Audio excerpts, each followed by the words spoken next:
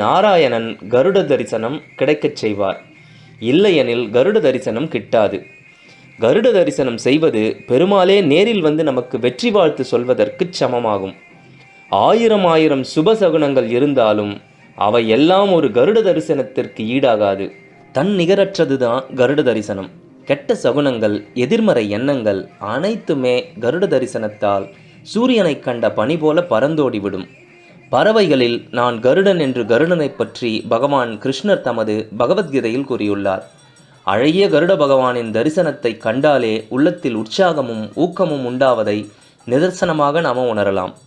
எதிரிகளை முறியடிக்கின்ற நேர்மறையான அதிர்வலைகளை கருட தரிசனம் தருகிறது. கருட தரிசனம் சிறந்த சமயோஜித புத்தியையும் நல்ல சிந்தனைகளையும் நல்ல எண்ணங்களையும் அளிக்க வல்லது. கருட தரிசனம் எந்த தினத்தில் காணுகிறோமோ அந்த தினத்திற்கென்று பலன்கள் உண்டு. ஞாயிறன்று நாம் கருட